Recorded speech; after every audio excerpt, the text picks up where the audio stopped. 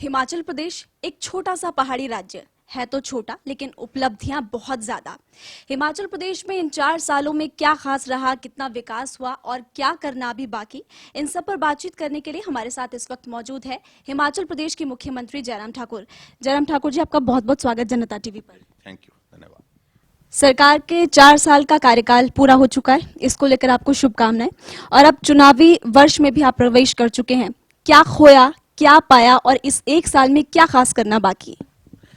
देखिए, खोया नहीं, हमने पाया ही पाया है। हिमाचल ने हर क्षेत्र में काम किया, आगे बढ़कर के काम किया। और हिमाचल छोटा प्रदेश, जैसा आप बता रहे हैं, छोटा प्रदेश होने के बावजूद भी बड़े बड़े प्रदेशों से भी कई पैरामीटर्स में आगे है। और कोविड एक सिचुएशन रही जिसके कारण पूरे देश और प्रदेश की स्थिति जो है वो प्रभावित हुई कुछ बातों को लेकर के। जहां हम काम करना चाहते थे वहां थोड़ी कठिनाई जरूर आई, लेकिन उसके बावजूद भी अगर हम कह सकते हैं उस हालात में भी हम काम करते हुए जब आगे बढ़े हैं, तो हिमाचल ने हर क्षेत्र में काम किया। हम एजुकेशन के सेक्टर में, हेल्थ के सेक्टर में, रोड इंफ्रास्ट्रक्चर के सेक्टर में, सभी क्षेत्रों में, टूरिज्म के क्षेत्र में हमने हिमाचल प्रदेश में इन 4 वर्षों में बेहतरीन काम किया है, जिसको आदरणीय प्रधानमंत्री जी अभी हमारे 4 वर्ष के कार्यकाल पूरा होने पर आए थे और उन्होंने भी इन सारी चीज़ों पर अपनी बात कही है। तो अब क्योंकि कोरोना का नया वेरिएंट आ चुका है, पहले भी कोरोना की वजह से बहुत ज्यादा नुकसान प्रदेश को हुआ, पर्यटन कारोबार को भी बहुत ज्यादा नुकसान पहुंचा। नए वेरिएंट को लेकर प्रदेश सरकार कितना तैयार, स्वास्थ्य विभाग कितना तैयार? देखिए, कोविड मैनेजमेंट में हिमाचल प्रदेश ने बहुत बेहतर काम किया है। और मैं ये कह सकता हूँ कि पूरे देश भर के राज्यों में से बेहतरीन काम करने वाले प्रदेशों में से हिमाचल प्रदेश एक है। हमने नए नए इनिशिएटिव्स लिए और उन इनिशिएटिव्स के माध्यम से हमने हिमाचल प्रदेश में कोविड को रोकने में सफलता भी हासिल की। और कोविड का दूसरा दौर, खासतौर से जो वैक्सीन को लेकर के, तो वैक्सीन के सिलसिले में मुझे सिर्फ इतना कहना है कि हिमाचल में कठिन परिस्थितियां थी, भौगोलिक दृष्टि से भी जाना आना कठिन होता है वहां पर, लेकिन पूरे देश भर में वैक्सीन के अभियान में भी पहली डोज में भी हिमाचल प्रदेश पहले स्थान पर रहा और दूसरी डोज कंप्लीट करने में भी पहले स्थान पर रहा, और 0 वेस्टेज के साथ। तो बहुत बेहतरीन उस तरह से हमने हिमाचल प्रदेश में हमने काम किया है। और जहां तक अभी नए वेरिएंट की, अगर ओमिक्रॉन की अगर हम बात कहें, तो उस सिलसिले में मैं सिर्फ इतने कहना चाहता हूं, चिंता का विषय सबके लिए है, पूरे देश दुनिया के लिए बना हुआ है। लेकिन हिमाचल प्रदेश में हम इस बात को कह सकते हैं कि हमने इंफ्रास्ट्रक्चर प्रिपेयर रखा है, तैयार रखा है। और दूसरे, अब नया साल आ रहा है, तो नए साल के लिए हिमाचल प्रदेश में टूरिस्ट आते हैं, तो घूमने आते हैं और नए साल मनाने आते हैं। हमने अभी तक कोई रिस्ट्रिक्शंस इस तरह की लगाई नहीं है, लेकिन हमने मैकेनिज्म डेवलप करने की कोशिश की जो टूरिस्ट डेस्टिनेशंस हैं वहाँ पर टूरिस्ट आए, और लेकिन वो कोविड के नियमों का पालन करें। एक तो उनसे भी, और उसके साथ जो होटलियर एसोसिएशंस हैं, होटलियर्स हैं, उन सबसे भी अपील की है कि वो भी इंश्योर करें कि अपने अपने होटल में बेहतर ढंग से टूरिज्म के, जहां टूरिस्ट आता है तो कोविड के प्रोटोकॉल का वहां पर पालन हो, चाहे वो हमारे रिसेप्शन पर हैं लोग, चाहे हमारे रूम सर्विसेज के लिए हैं, चाहे वो वेटर है, चाहे कुक है, सब लोग। और टूरिस्ट से भी आग्रह कर रहे हैं कि वो भी सहयोग करें। वैक्सीनेशन में हिमाचल प्रदेश चैंपियन बना, नंबर 1 बना। अब 15 से 18 साल के किशोरियों को भी वैक्सीन के लिए क्या पर्याप्त वैक्सीन के डोज उपलब्ध हैं इस वक्त? देखिए, इस बात को लेकर के हमारी पिछले कल ही बैठक हुई और उसमें हिमाचल प्रदेश ने अपनी प्रेपरेशन शुरू कर दी है। और हमको एक साइजेबल नंबर जो है वो हमको डोजेस का मिल रहा है। और ऐसे में जो 15 साल से 18 साल का जो एक नया हमारा वैक्सीन का अभियान शुरू होगा पर्टिकुलर, जिसका प्रधानमंत्री जी ने अभी हाल ही में जिक्र किया है अपने संबोधन में, राष्ट्र के नाम जब संबोधन किया था, हम कोशिश करेंगे उस अभियान में भी हम उसमें भी पूरे देश भर में पहले स्थान पर रहें। उसके लिए भी हमने तैयारी कर दी है। और मैं यही कहना चाहता हूं कि हिमाचल प्रदेश कोविड वैक्सीन को लेकर के, चाहे फर्स्ट डोज है, सेकंड डोज है, उसके अलावा ये हमारी अभी 15 से 18 साल के लिए है, तो उसमें हम बेहतर काम करने के लिए हमने प्रेपरेशन हमने ज़मीनी स्तर पर कर दी है।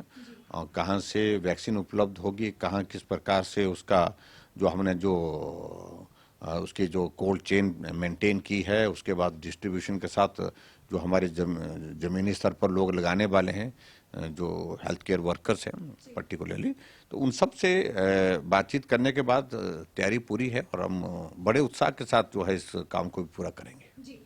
अब सवाल आपके कार्यकाल से जुड़ा हुआ, क्योंकि पूर्व मुख्यमंत्री शांता कुमार को पानी वाला मुख्यमंत्री कहा जाता है और प्रोफेसर प्रेम कुमार धूमल को सड़क वाला। आपने किस सेक्टर में विशेष काम किया, आपको किस तौर पर लोग जानेंगे? देखिए, मैं इसमें बड़ा सेक्टर विशेष में अपने आप को नहीं करना चाहता हूँ। हमने ओवरऑल डेवलपमेंट किया है, स्टेट का काम किया है, लेकिन हमने नए इनिशिएटिव लिए हैं। खास तौर से एक तो सबसे बड़ी बात है कि हिमाचल देवभूमि के नाम से जाना जाता है, देव संस्कृति वहाँ पर हमारी अलग तरह की है, और हिमाचल की संस्कृति के अनुरूप हिमाचल प्रदेश को आगे बढ़ाना, उसके लिए हमने काम किया। और दूसरी बात, सबसे बड़ी बात है कि प्राइवेट सेक्टर का इन्वेस्टमेंट हिमाचल प्रदेश में आए।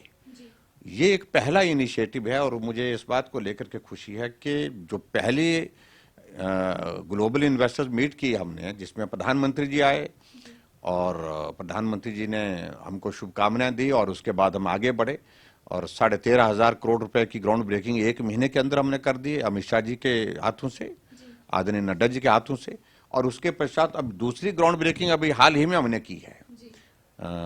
अभी 27 तारीख को प्रधानमंत्री जी आए तो लगभग 27,000 करोड़ से ज्यादा की ग्राउंड ब्रेकिंग और की है। तो हिमाचल छोटा प्रदेश, लेकिन उसके बावजूद भी प्राइवेट सेक्टर का इन्वेस्टमेंट इस स्केल पर हिमाचल प्रदेश में पहली बार आया है। और इसमें मैं कह सकता हूं कि उसमें रोजगार की संभावना भी निकलेंगी और जो कारोबार करने वाला है व्यवसायी, उसको अपना व्यवसाय चलाने का भी अवसर होगा और हिमाचल प्रदेश के विकास के लिए भी उसका योगदान होगा। प्रधानमंत्री के दौरे की आपने बात की और विपक्ष का एक बड़ा आरोप जयराम जी ये लग रहा है कि प्रधानमंत्री आए, त्रिशूल लेकर चले गए, हिमाचली टोपी लेकर चले गए, सेपू बड़ी खाकर चले गए और हिमाचल की जनता मुंह देखती रह गई, लेकिन हिमाचल को कुछ नहीं मिला। अरे देखिए, विपक्ष की व्यवस्था है, उन्हें कुछ कहना है। उनको ये मालूम होना चाहिए कि हिमाचल के इतिहास में पहली बार हिमाचल प्रदेश में प्रदेश के प्रधानमंत्री जी ने 11,500 करोड़ रुपए के प्रोजेक्ट्स जो है वो उद्घाटन और शिलान्यास के रूप में समर्पित किए। एक बहुत बड़ा कॉन्ट्रीब्यूशन आज तक नहीं हुआ। प्रधानमंत्री कई आए, प्रधानमंत्री तो ऐसे भी आए जो पूरा जाकर के रिज के मैदान पर मंच पर ही सो गए थे। उनके कार्यकाल की स्थिति बता रहा हूं मैं, लेने देने की बात छोड़िए, लेकिन कुछ किया ही नहीं। ऐसे में उनको इस बात को समझना चाहिए, हिमाचल प्रदेश के इतिहास में 11,500 करोड़ रुपए के उद्घाटन और शिलान्यास एक दिन में एक स्थान पर एक समय में किए गए। ये बहुत बड़ा कंट्रीब्यूशन हिमाचल प्रदेश के लिए। और दूसरा, हिमाचल प्रदेश में प्राइवेट सेक्टर की इन्वेस्टमेंट के लिए जो ग्राउंड ब्रेकिंग हुई, वो अपने आप में एक उनके लिए कांग्रेस के नेताओं को एक मुंह पर तमाचा है, मैं कह सकता हूँ, जो शोर डालते थे कैसे होगा क्या होगा। अब हमने हिमाचल प्रदेश में करके दिखाया, आज से पहले कोई हिम्मत नहीं कर पाया। तो ऐसी स्थिति में कांग्रेस की बौखलाहट से हम वाकिफ हैं, वो परेशान हैं, हताश हैं, निराश हैं, इसलिए उनके बारे में कुछ कहने की आवश्यकता नहीं। जो देश की स्थिति है उसी तरह की स्थिति में से वो आज हिमाचल में भी है। एक और बड़ी बात उनकी तरफ से ये कही गई है कि प्रदेश आज कर्जे में डूबता जा रहा है। हाल ही में आज ही आशा कुमारी का भी बयान आया कि प्रदेश की जनता सरकार पर विश्वास अपना खो चुकी है और कई बड़ी बातें उनकी तरफ से कही गई है कि चोर दरवाजे से भर्तियां हो रही हैं। इस तरह के आरोप भी आप पर लग रहे हैं, सरकार पर लग रहे हैं। अब मालूम नहीं आशा कुमारी ने क्या बोला है, लेकिन आशा कुमारी को बहुत बड़ी निराशा के दौर में से वो गुजर रही है। जब उम्मीद नहीं रही, सपने बहुत बड़े पाल रखे और उन सपनों को साकार नहीं कर पाए, और ऐसी परिस्थिति में इन सारी बातों के जो है वो निराशा हताशा के एक माहौल में कह रहे हैं। हम कहां से खोए हैं जनाजा, उनको इस बात को समझना चाहिए। हिमाचल प्रदेश में कांग्रेस की सरकार को अभी बने हुए 1.5 साल भी नहीं हुआ था, 1.25 साल हुआ था, और लोकसभा के चुनाव में 4 सीटों पर हार गए। मुख्यमंत्री की पत्नी हार गई थी उस वक्त, और बड़े बड़े अंतर से हार गई थी। तो ऐसी परिस्थिति में उनको समझना चाहिए। और हिमाचल प्रदेश में अगर अभी के उपचुनावों का अगर वो जिक्र कर रहे हैं, ये चुनाव जो है श्रद्धांजलि और सहानुभूति के नाम पर ये चुनाव जो है कांग्रेस ने 1% से जीते हैं, 1%। और अगले चुनाव इसी प्रकार के सबको, अगले चुनाव में भी क्या श्रद्धांजलि के नाम पर चुनाव लड़ेंगे क्या? अगले चुनाव में क्या सहानुभूति के नाम पर लड़ेंगे? जब मुद्दों पर बात होगी तो मालूम पड़ेगा। तो इसलिए मैं उनके बारे में कुछ कहने नहीं चाहता हूँ। थोड़ी देर के लिए हम भी तो चुनाव जीते, हम 14 में चुनाव जीते, हम 17 में चुनाव जीते, हम 17 के बाद 2019 का चुनाव जीते, 2019 के बाद हिमाचल प्रदेश में उपचुनाव हुए, वो सब के सब जीते हम। और उसके पश्चात 2 उपचुनाव जो हुए थे, और उसके बाद पंचायत के चुनाव है उसमें हम जीते। अभी अगर ये चुनाव हुए ये प्रभावित थे विशेष रूप से, जो है जहां मृत्यु हुई थी वीरभद्र सिंह जी की, उनके नाम पर श्रद्धांजलि के नाम पर वोट मांगते रहे, इसलिए मैं उस बारे में ज्यादा कुछ कहने नहीं चाह रहा हूँ। लेकिन असली हकीकत मालूम पड़ेगी जब 2022 का चुनाव आएगा तो मालूम पड़ेगा। साल 2022 के चुनाव नजदीक है, इस एक साल में काम करेंगे या चुनाव पर ध्यान? काम करेंगे हम अंतिम दिन तक, जब हमारे पास आचार संहिता लागू होने से पहले अंतिम दिन तक हम काम करेंगे, और उसके बाद लोगों के बीच में जाएंगे, लोगों के बीच में जाकर के बात करेंगे और लोगों का समर्थन सहयोग हासिल करेंगे। आखिरी सवाल आपसे, क्योंकि हिमाचल प्रदेश अपनी संस्कृति को लेकर जाना जाता है, परंपरा को लेकर जाना जाता है, और कहीं ना कहीं संस्कृति अब थोड़ी बहुत लुप्त होती जा रही है। इसको बढ़ावा देने के लिए सरकार की ओर से क्या प्रयास किए जा रहे हैं? देखिए, हमने इन 5 सालों में, अपने 4 साल जो बीते हैं, इसमें हमने फोकस करके एक काम किया है कि हिमाचल देवभूमि के नाम से जाना जाता है। हिमाचल की अपनी एक विशेषता है, एक संस्कृति है, एक पहचान है। इस संस्कृति को कायम रखने के लिए हम सबको काम करना होगा, और इस दृष्टि से जो देवभूमि के संस्कार, जो संस्कृति है, उसको कायम करने के लिए, उसको मजबूत करने के लिए हमने हर क्षेत्र में काम किया। जो राजनीति यहां तक हो गई थी कि टोपी के रंग पर भी राजनीति होती थी, ये हरी टोपी उसकी है, लाल टोपी उसकी है, इस पर भी राजनीति होती थी। सरकार बदलती थी तो टोपियों के रंग बदल जाते थे। तो वो हमने कहा कि ये उचित नहीं है। इसलिए उचित नहीं है क्योंकि टोपी तो हिमाचल की है, वो हिमाचल की पहचान है, हिमाचल की संस्कृति का हिस्सा है, उसको राजनीति का हिस्सा नहीं बनाना चाहिए। और उस दृष्टि से हमने सफलता हासिल की।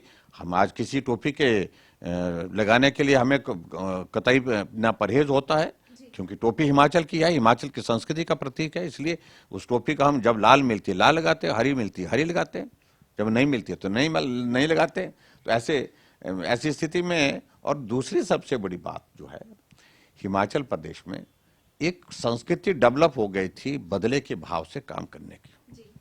सरकार का बहुत सारा वक्त, बहुत सारा पैसा उसमें जाया होता था।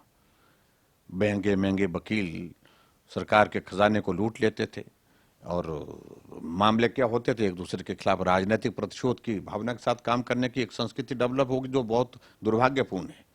इन 4 वर्षों में एक भी राजनीतिक प्रतिशोध की भावना के साथ हिमाचल प्रदेश में न कोई मामला दर्ज हुआ, न किसी के खिलाफ कार्रवाई हुई। ये इस बात को समझना चाहिए। यही हिमाचल की संस्कृति है, यही हमारे संस्कार हैं देवभूमि के, और हमने उन संस्कृति और संस्कार के अनुरूप हिमाचल प्रदेश को आगे बढ़ाने की, चलाने की कोशिश की है। बहुत बहुत शुक्रिया आपका जनता टीवी के साथ बातचीत करने के लिए। तो हमारे साथ हिमाचल प्रदेश के मुख्यमंत्री जयराम ठाकुर मौजूद थे। उनकी तरफ से बताया गया कि प्रदेश में अब तक क्या क्या योजनाएं चलाई गई, कोरोना को लेकर भी बातचीत की, वैक्सीन को लेकर भी कि आगे भी वैक्सीन जोरों शोरों से चलती रहेगी, और हिमाचली जो संस्कृति है उसको बढ़ावा सरकार की तरफ से लगातार दिया जा रहा है। कैमरामैन चंचल के साथ महिमा सिंह कंवर, जनता टीवी, दिल्ली।